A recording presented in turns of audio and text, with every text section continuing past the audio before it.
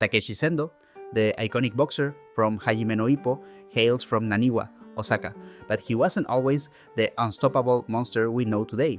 In his childhood, he was a small boy who looked up to his father, a firefighter who tragically lost his life rescuing a child from a burning building.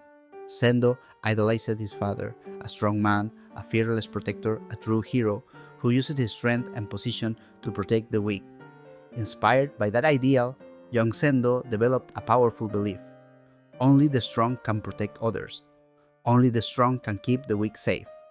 That belief slowly transformed into a deep obsession, a relentless hunger for strength, a burning desire that shaped every step of his journey. It's what led him to boxing. He didn't want to fight just anyone, no. He wanted to face the strongest opponent in Japan. And that path began the moment he discovered Ippo Makunouchi. Through VHS tapes, Sendo watched Ippo's fights, and for the first time he saw a boxer who truly resembled him, someone with terrifying power, unbreakable endurance, and a heart that refused to quit, a will to continue until the bitter end. They finally met in the National Rookie Tournament Finals. The match was brutal, a war, an unrelenting exchange of punches. Sendo gave it everything, absolutely everything, but it wasn't enough. He was knocked out in his corner in a legendary scene, a direct homage to the classic manga Ashita Nojo, whose protagonist inspired Sendo's very existence. After that fight, two emotions consumed Sendo: his first taste of defeat and something worse. The feeling that their fight had never truly ended. Being knocked out while still seated without even realizing it left him with a deep, gnawing sense of incompletion. From that moment on, he became obsessed with a rematch, obsessed with becoming strong enough to win. Every step he took was fueled by that obsession. And so, the first monster of the series was born, a terrifying force, a true beast. He traumatized boxers like Akira Shigeta. He set a record for the fastest title match knockout in featherweight history when he crushed Saeki.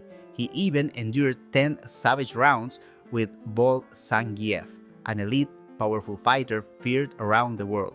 Sendo kept rising. He kept winning. Eventually, Ippo came back for him. Sendo was the Japanese featherweight champion then, something many fans might forget. Their second fight was absolute madness. Chaos, violence, growth. We saw how much Sendo had evolved. He had become so powerful, so fearsome, that he even managed to instill fear in Ippo, the very boxer who had once defeated him. But Ippo overcame that fear. With his surgical precision, flawless technique, and devastating blows, Ippo held the line, held the monster at bay. Once again, Sendo was defeated, but this time, he became even stronger, even more refined, even more fearsome. Even Sendo's grandmother acknowledged it. That loss, painful as it was, made him better. It was a lesson in humility, a lesson that shaped him, made him a better fighter, a better man. After that brutal battle, Sendo suffered broken ribs and likely brain trauma. He took a year off, most likely following the wise guidance of his trainer, Yanaoka, one of the most brilliant seconds in the series. When Sendo returned, he fought a Japanese opponent we never saw. Just a warm-up, but then came the genius of Yanaoka, guiding Sendo through a gauntlet of Mexican fighters. In a quiet moment with Ippo, Sendo revealed his grand plan. Every step, every opponent, it was all to prepare for Ricardo Martinez, the WBA champion, the strongest man in the world. Sendo was chasing his shadow. More than 700 chapters ago, it all began. His first Mexican opponent was Jose Ramirez. Sendo knocked him out, and the legend began. Off-screen, he fought and KO'd 3 more Mexican boxers, rising through the world rankings. He reached top-tier opponents. I faced Jose Nargo, a highly ranked Mexican champion trained by the same coach as Ricardo. That fight? A nightmare. Nargo dominated him, outclassed him. But Sendo didn't fold. His instincts evolved. Every failure, every mistake, every blow he endured made him sharper, tighter, stronger. He became a savage beast, caged within the ring, His power, his overwhelming power, began to terrify Nargo. Fear crept in, and fear leads to cracks. Nargo broke. He landed a perfect counter, but Sendo didn't fall. No, he survived, because his will to win, his need to win, burned hotter. He unleashed a monstrous smash and tore Nargo apart. That night, a new Sendo was born, the last saber-toothed tiger, a name given to him by Bill Stewart, Ricardo Martinez coach. At that point, Sendo wasn't chasing Ricardo directly.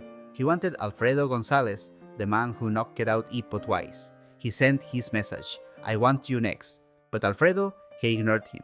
He wanted Ricardo. He dismissed Sendo over and over, so Sendo made a bold move. He ran. With Hoshi by his side, he fled to Mexico to confront Alfredo face to face.